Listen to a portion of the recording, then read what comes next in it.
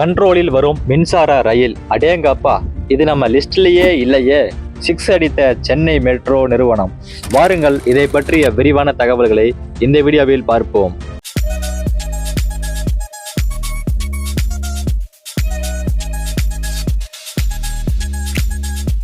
Chennai metro rail நிறுவனம் CMRL பொறுப்பேற்ற பிறகு mass rapid transit system MRTS சேவையில் 5 நிமிடங்களுக்கு ஒரு முறை ஏர் கண்டிஷன் வசதியுடன் கூடிய 3 ரயில் பெட்டிகள் இயக்கப்பட உள்ளன.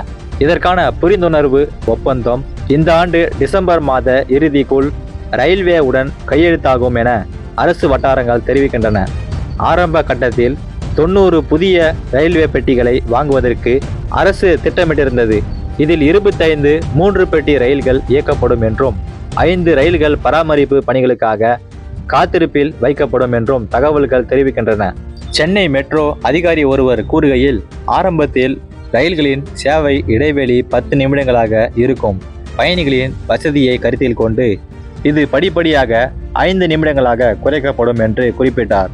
சென்னை ஒருங்கிணைந்த பெருநகர போக்குவரத்து ஆணையம் CUMTA தெற்கு ரயில்வே அதிகாரிகளுடன் வாராந்திர பேச்சுவார்த்தைகளை நடத்தி வருகிறது. புரிந்துணர்வு ஒப்பந்தத்தின் வரைவு தற்போது ரயில்வேயிடம் உள்ளது. அடுத்த சில வாரங்களுக்கு தேவையான மாற்றங்கள் செய்யப்படும். டிசம்பர் இறுதிக்குள் இந்த ஒப்பந்தத்தில் கையெழுத்திட அரசு ஆர்வமாக உள்ளது. MRTSக்கு எதிர்காலத்தில் எந்த வகையான சிக்கல் மற்றும் இழுவை அமைப்புகள் பயன்படுத்தப்படும் என்பது இதுவரை எந்த ஒரு தெளிவான தகவல்களும் இல்லை. 15 ஆண்டுகால காத்திருப்புக்கு பிறகு MRTS அமைப்பை CMRL கையகப்படுத்துவதற்கு 2 மாதங்களுக்கு முன்புதான் ரயில்வேயிடம் ஒப்புதல் அளித்தது. தூய்மையான மற்றும் வசதியான MRTS நிலையங்கள் மற்றும் ரயில்களை எதிர்பார்க்கும் பயணிகளிடையே இந்த திட்டம் மிகுந்த வரவேற்பை பெற்றுள்ளது. புதிய ரயில்கள் 5 நிமிடங்களுக்கு ஒரு முறை இயக்கப்படும் என்று எதிர்பார்க்கப்படுகிறது. மேலும் சிக்னல் அமைப்பு மெட்ரோ ரயில் 2ஆம் கட்ட திட்டத்தில் பயன்படுத்தப்படும் அதே தகவல் தொடர்பு அடிப்படையிலான ரயில் கட்டுப்பாடு அமைப்புக்கு மாற்றப்படும். இது செயல்பாட்டு திறனை மேம்படுத்தும்.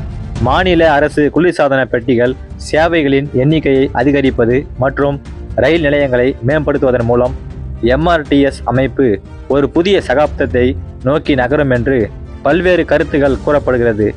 இந்த மாற்றங்கள் பயணிகளின் வசதியை மேம்படுத்தி மேலும் இதன் மூலம் கிடைக்கும் வருவாயை பயன்படுத்தி நிதி திரட்ட முடியும்.